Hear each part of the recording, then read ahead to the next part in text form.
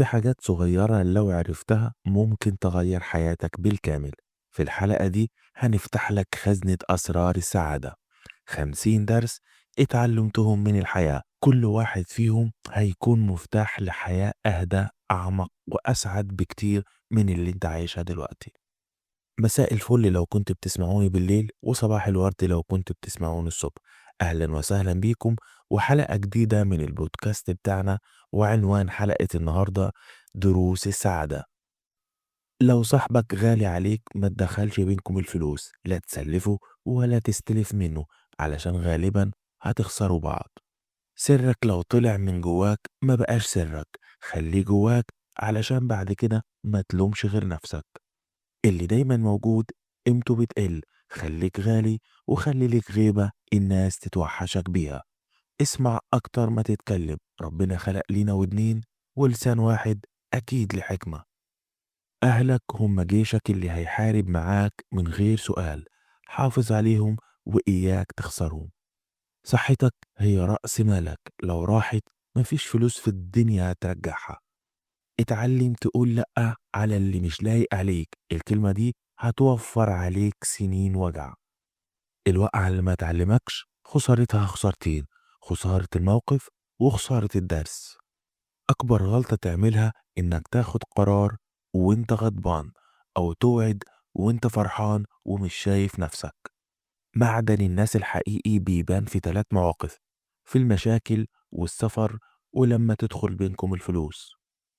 قبل ما تصرف مرتبك شيل جزء صغير منه، القرش الأبيض بينفع في اليوم الأسود. ما تضيعش وقتك تشرح نفسك للي مش ناوي يفهمك، اللي بيحبك هيصدقك من غير شرح. اللي يسيبك وقت ضعفك عمره ما كان حبيبك، ده متفرج وكان مستني يشوف نهايتك. الشغل عمره ما كان عيب، العيب انك تقعد مستني غيرك يصرف عليك. محدش مشغول انه يطمن عليك للدرجة دي، هي بس مسألة أولويات، وانت مش في أول الليستة. اوعى تسيب شغلك من غير ما تضمن اللي بعده. ما تسيبش المركب قبل ما رجلك تلمس البر. كتر الشكوى بيطفش الناس ويقفل باب الرزق، اشتكي لربنا بس.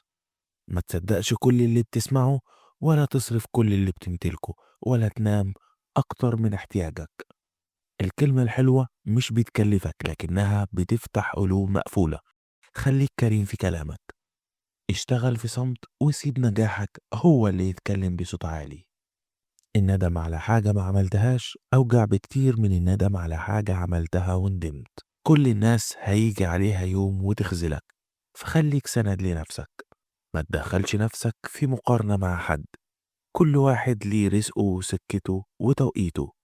اللي بيحبك بجد هيشوف لك عذر، واللي عايز يسيبك هيلفق لك سبب. الفرصة لما تروح صعب ترجع، خليك جاهز. ما تخافش من عدوك اللي قدامك، خاف من صاحبك اللي بيضحك في وشك وبيطعن في ظهرك. ما تفضحش حد بذنب هو تاب منه، ولا بمرض هو ملوش يد فيه. الدنيا دوارة، كل ما تعرف الناس أكتر كل ما هتحب الكلب بتاعك أكتر. لو عايز تعرف أصل الإنسان شوفه بيتعامل إزاي مع اللي أضعف منه. الفراق مش نهاية العالم، هنتعب لكن هنكمل. الحنية مش ضعف، دي قوة في زمن كله أسوأ. ما تدورش على السعادة في إيد حد، السعادة قرار داخلي بتاخده كل يوم. صاحب واحد جدع يسندك أحسن من 100 صاحب تعرفهم في الفرح بس.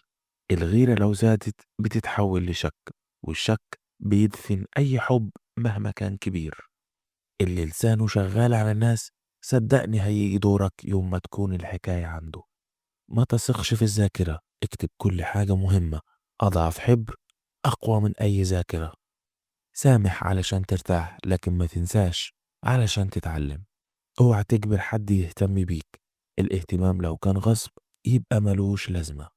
الوقت اللي بيروح ما بيرجعش، كل يوم بيعدي صفحة بتتقطع من كتابك. قيمتك مش بفلوسك ولا حاجتك، قيمتك في الطيب اللي بتسيبه في قلوب الناس. اللي عايزك فعلا هيحافظ عليك من غير ما تطلب منه.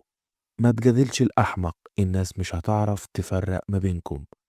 لما الدنيا تضيق بيك افتح المصحف مش الموبايل، الشكوى لغير الله مذلة. استثمر في نفسك، اتعلم، اقرأ، اتحرك.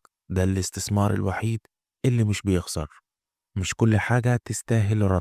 أوقات الابتسامة الباردة أبلغ من ألف رد. ما تخليش كلام الناس يتحكم في بوصلة حياتك، علشان بالطريقة دي عمرك ما هتوصل. اللي بيحبك هيشوفك جميل حتى وانت في أسوأ حالاتك. الفلوس بتشتري بيت، بس مش بتشتري راحة بال. لو وقعت بص حواليك، مين سابك ومشي ومين سندك. دول بس اللي يستاهلوا مكان في قلبك. وأخيرا احنا حكاية ماشية على الأرض، خلي حكايتك حلوة تستاهل تتحكي. ولحد هنا تكون خلصت حلقة النهاردة. استنونا في حلقات كتير جاية إن شاء الله. وسلام.